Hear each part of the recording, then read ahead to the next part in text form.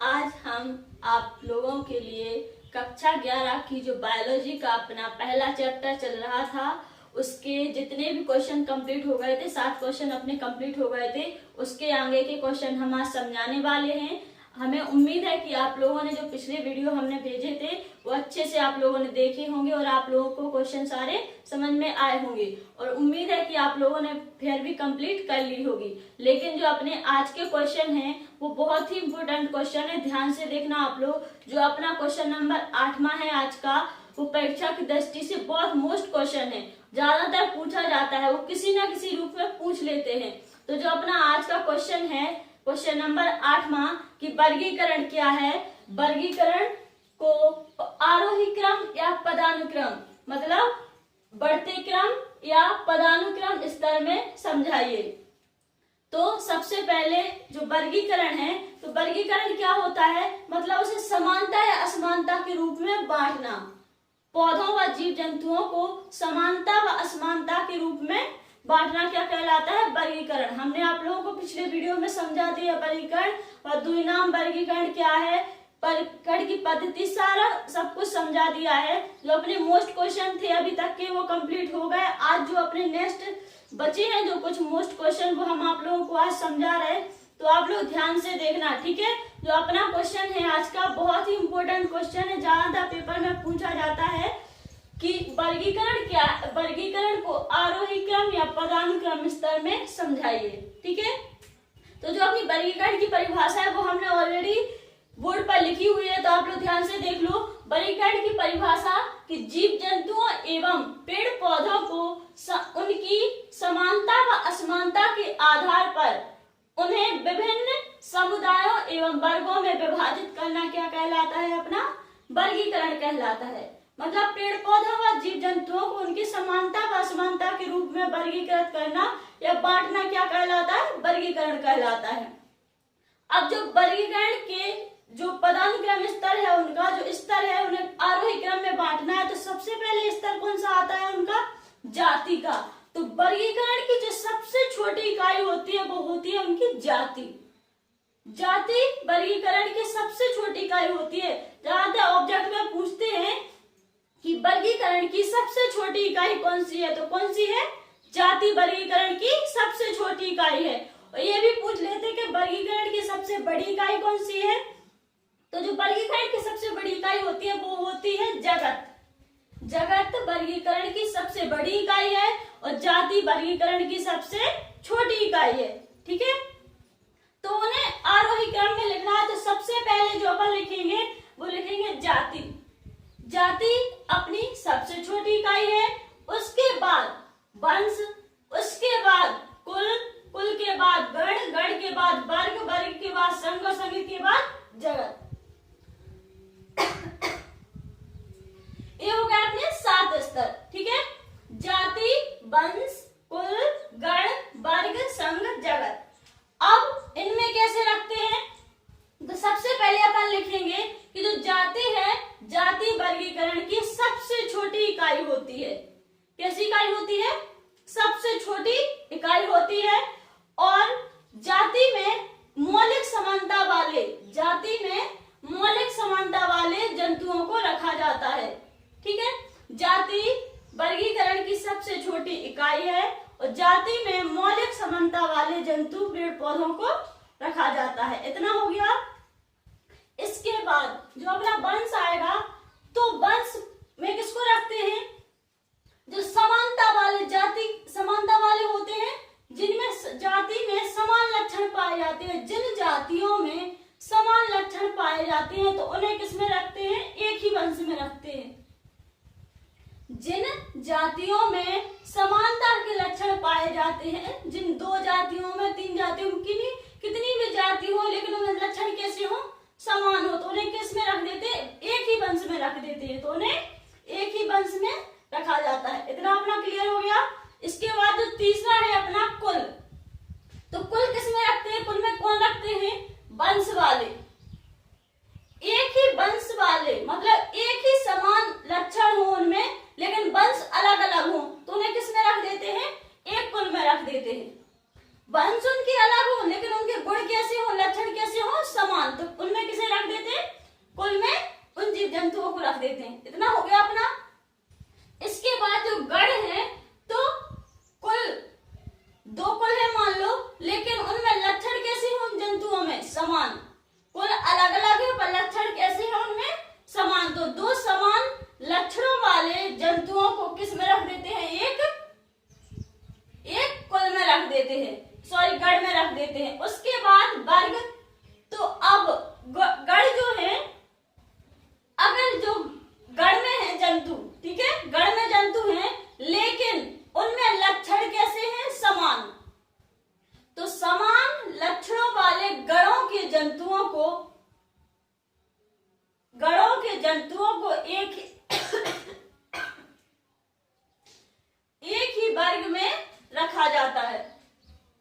जैसे एक ही 2 गण के जंतु हैं, गण के जंतु हैं 2, लेकिन उनमें लक्षण कैसे हो रहा है? गण अलग अलग है लेकिन लक्षण कैसे है? समान। कैसे है? समान।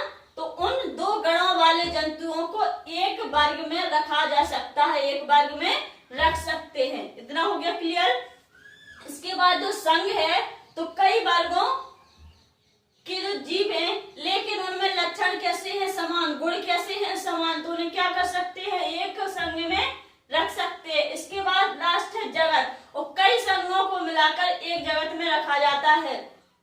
मतलब कई संघ जो होती है, जैसे मोनेरा जगत जो है, जैसे आर्थ्रोपोडा संघ है, ठीक है, मैमेलिया जगत है। ये जगत अलग है, संघ अलग है। लेकिन अगर जैसे कि कुछ रेंगने वाले जंतु होते हैं लेकिन वो बच्चे, मतलब वो अंडे नहीं देते, बच्चे देते हैं, ठीक है। तो कुछ जंतुओं को मैमेलिया वर्ग में रखा जाता है। जैसे आप लोग सुन लो, चमगादड़ है, चमगादड़ कैसी है? स्तनधारी, लेकिन है कैसी? पक्षी है, लेकिन उसे रखा किसमें गया है? स्तनधारी वर्ग में। क्यों रखा गया? क्योंकि उसमें लक्षण कैसे हैं? स्तनधारी जीव जंतुओं की तरह। तो इसी प्रकार से अगर लक्षण एक जैसे हो, अलग अलग संघ के हो, तो उन्हें एक जगत में रख सकते हैं। लक्षण एक से हो पर वो कैसे हो? जगत संघ अलग अलग हो, तो उन्हें एक जगत में रख सकते हैं। इतना अपना कंप्लीट हो गया। हम आप लोगों को लिख के बताएं अब। तो जो अपना पहला जाति है, तो जाति में लिखेंगे जाति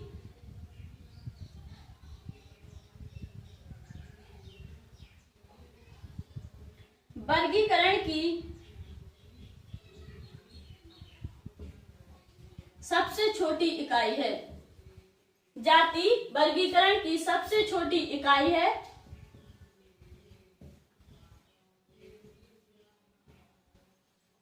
जिसमें मौलिक समानता वाले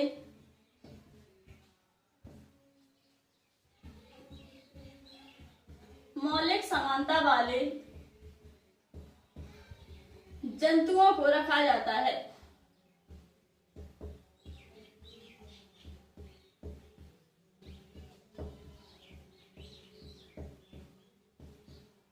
जंतुओं को रखा जाता है। ये हो गया अपनी जाति। जाति वर्गीकरण की सबसे छोटी इकाई है जिसमें मौलिक समानता वाले जंतुओं को रखा जाता है। इसके बाद जो अपना है वंश, तो वंश है समान लक्षणों वाले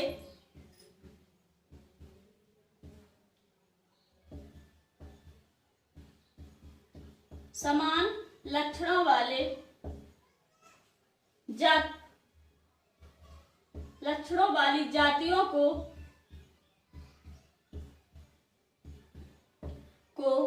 एक ही वंश में रखा जाता है।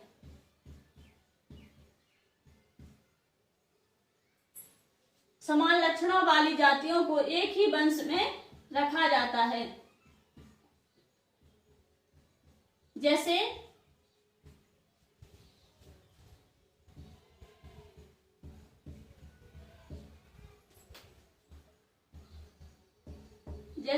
सोलेनम वंश,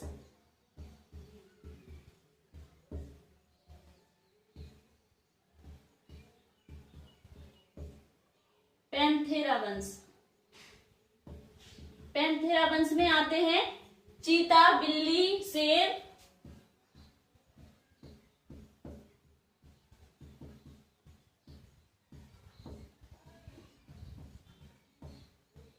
आदि। इसके बाद जो कुल है इस पद में समान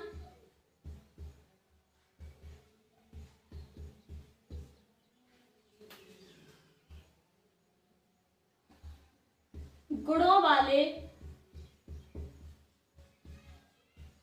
वंशों को रखा जाता है। इस पद में समान गुणों वाले वंशों को रखा जाता है।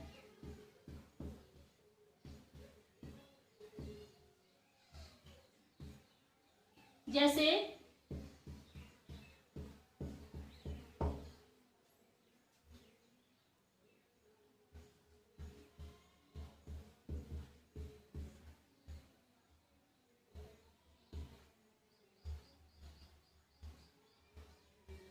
पैंथेरा, अजगर आदि। इसके बाद गढ़ है अपना कई मिलते जुलते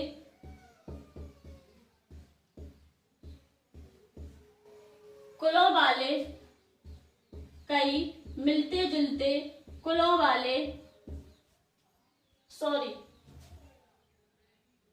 कई मिलते जुलते लक्षणों वाले कुलों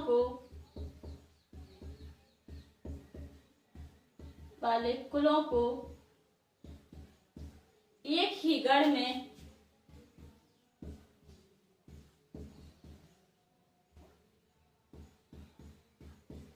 गढ़ में रखा जाता है।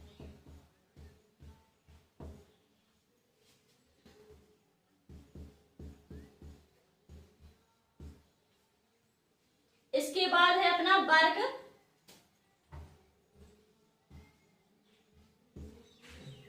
एक समान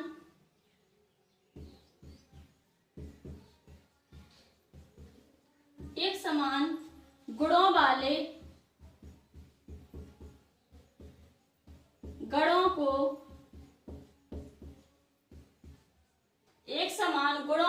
गणों को एक ही वर्ग में रखा जाता है।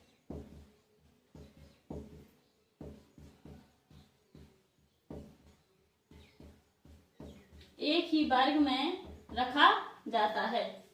जैसे कि मैमेलिया वर्ग है,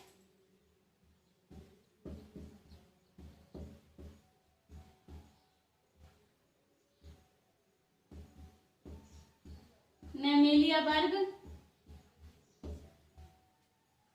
इसके बाद संघ जो है कुछ विशिष्ट गुणों वाले वर्गों को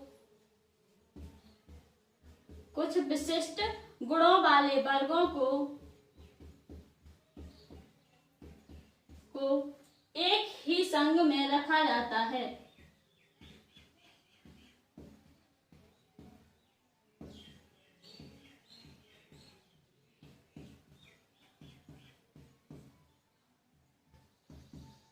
जैसे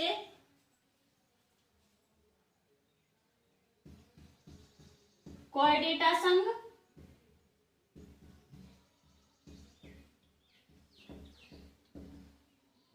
ऑर्थोपोडा संघ,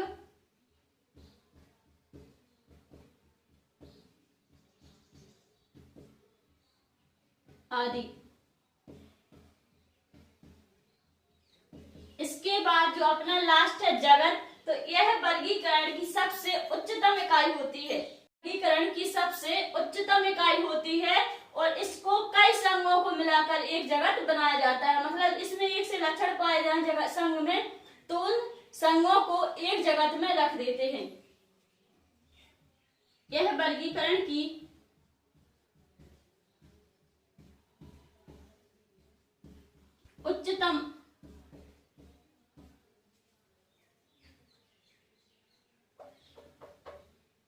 उच्चतम इकाई है,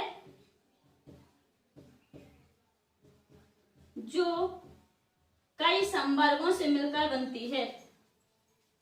कई संवर्गों से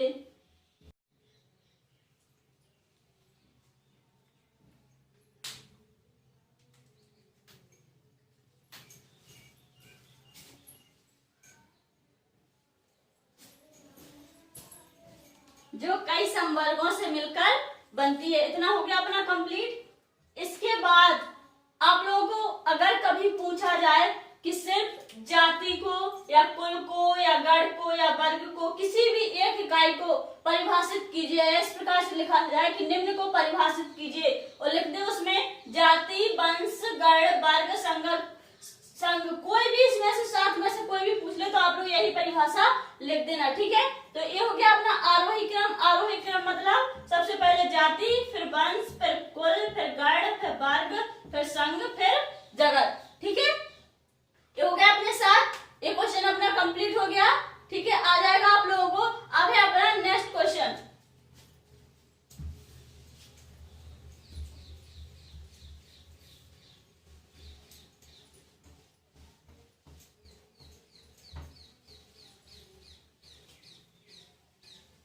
क्वेश्चन नंबर 9 कि वानस्पतिक उद्यान क्या है। वानस्पतिक उद्यान या पादप उद्यान क्या है। वानस्पतिक उद्यानों के लाभ लिखिए। तो क्वेश्चन नंबर 9 लिखेंगे अपन।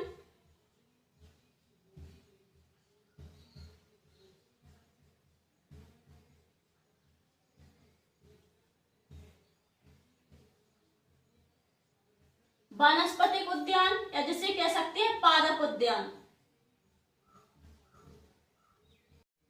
क्या है।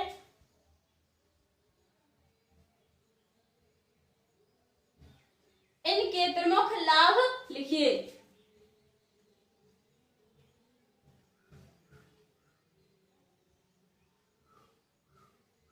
इनके प्रमुख लाभ लिखिए।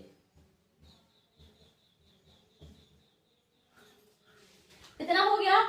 तो वानस्पतिक उद्यान क्या है, सबसे पहले समझ लो। जो वानस्पतिक उद्यान है वह उद्यान जहां पर पौधों को संभाल कर या सुरक्षित रखा जाता है। मतलब पौधों को बाग, एक उद्यान मतलब होता है बाग, ठीक है। उद्यान मतलब बाग, पादप मतलब पौधों का बाग। वानस्पतिक मतलब भी पौधे ही होते हैं, वनस्पति मतलब पौधे होते हैं। तो पौधों का बाग, और जहां पर पौधों को सुरक्षित उगाया जाए या सुरक्षित तरीके से उसकी खेती की जाए पौधों की। जो अपना आज का दूसरा क्वेश्चन है कि वानस्पतिक उद्यान या पादप उद्यान क्या है, इनके प्रमुख लाभ लिखिए। तो हमने आप लोगों को समझाया है कि वानस्पतिक उद्यान क्या है। विभिन्न प्रकार के पौधों की विभिन्न जातियों को लगाकर उस क्षेत्र को चारों ओर से घेरकर सुरक्षित रखना क्या कहलाता है, उस क्षेत्र को क्या कहते हैं, वानस्पतिक उद्यान या पादप उद्यान कहते हैं। इतना हो गया अपना। इसके बाद उसके लाभ है, विलुप्त होने वाली जातियों को यहाँ पर सुरक्षित या संरक्षित रखा जा सकता है। अगर मतलब कोई जाति विलुप्त हो गई तो उसे क्या कर सकते हैं, वहां पर सुरक्षित रख सकते हैं वानस्पतिक उद्यान में। दूसरा है अपना कि अनुसंधान द्वारा नई जातियों का विकास किया जा सकता है। इसके बाद तीसरा है वर्गीकरण के अध्ययन हेतु पेड़ पौधों को प्राप्त किया जा सकता है। मतलब किसी भी पौधे के बारे में अध्ययन करना है तो उस पौधे को वहां से प्राप्त किया जा सकता है वानस्पतिक उद्यान से। अंतिम है अपना कि जो वानस्पतिक उद्यान होते हैं तो अगर विदेशों से कोई नई प्रजाति आई है पेड़ पौधों की तो उस नई प्रजाति को वहां पर वानस्पतिक उद्यान में सुरक्षित रख सकते हैं। उसे क्या कर सकते हैं, उगा सकते हैं, विकसित कर सकते हैं उस पौधे को। हो गया इतना। तो आप लोग ध्यान से देख लो। वानस्पतिक उद्यान की परिभाषा हम आप लोगों को फिर से एक बार पढ़ के बता रहे हैं। जहां पे आप लोगों को समझ में नहीं आए, अच्छे से दिखाई नहीं दे, वहां पे हम बोल रहे हैं पूरा तो देख लेना। विभिन्न प्रकार के पौधों की विभिन्न जातियों को लगाकर उस क्षेत्र को चारों ओर से घेरकर सुरक्षित रखना, उसे क्या कहते हैं, वानस्पतिक उद्यान कहते हैं। इतनी परिभाषा हो गई अपनी। इसके बाद है अपने पादप उद्यान के लाभ। और पादप उद्यान है वानस्पतिक उद्यान उसे ही कहते हैं, ठीक है। तो विलुप्त होने वाली जातियों को यहाँ पर संरक्षित किया जा सकता है। इसके बाद दूसरा है अनुसंधान द्वारा नई जातियों का विकास किया जा सकता है।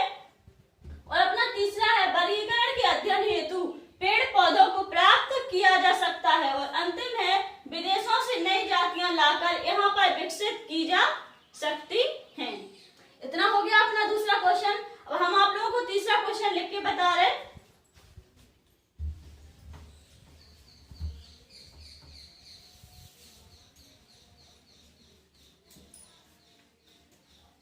तीसरा क्वेश्चन है अपना कि भारत के प्रमुख वानस्पतिक उद्यानों के नाम लिखिए। भारत के प्रमुख, क्वेश्चन नंबर आज का तीसरा है, लेकिन क्वेश्चन नंबर 10वां है अपना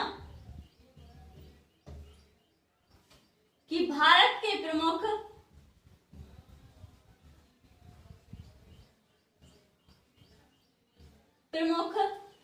कोई 4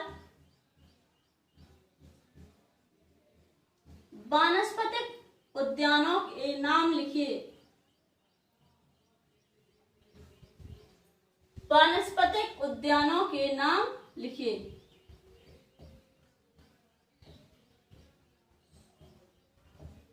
के नाम लिखिए।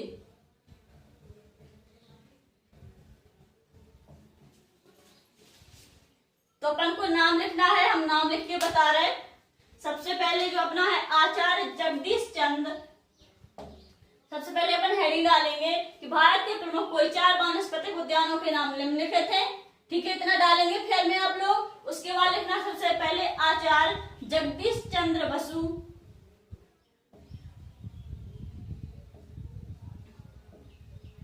जगदीश चंद्र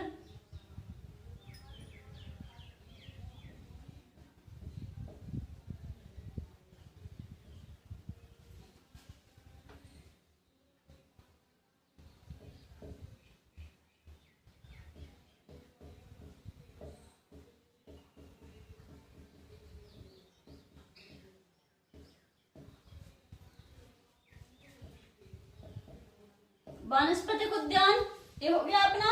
इसके बाद दूसरा है अपना royal botanical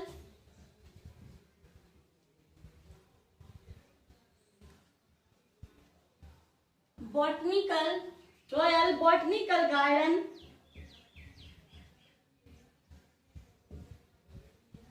Kolkata, royal botanical garden Kolkata. इसके बाद तीसरा है अपना नेशनल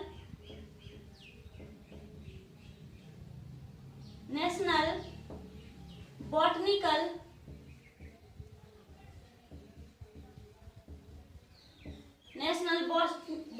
गार्डन लखनऊ। चौथा है अपना लाल बाग गार्डन बेंगलुरु।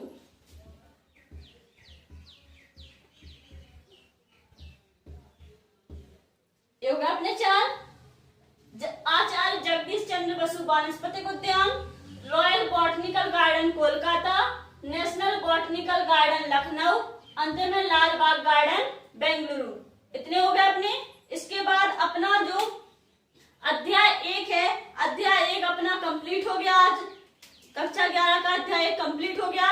इसके बाद हम नेक्स्ट वीडियो में अपना अध्याय 2 चालू करेंगे। और आप लोगों को ये क्वेश्चन अच्छे से देखना है, आप लोगों को अच्छे से समझ में आ जाएंगे। और जो पिछले क्वेश्चन हमने समझाए थे वो बहुत ही मोस्ट क्वेश्चन थे। हमने आपको बहुत मोस्ट क्वेश्चन जो थे वो सारे समझा दिए। इसके बाद अगर कोई क्वेश्चन एक्स्ट्रा में बचता है तो हम आप लोगों को फिर समझा देंगे। तो आप लोग ध्यान से पूरा चैप्टर देख लेना अच्छे से।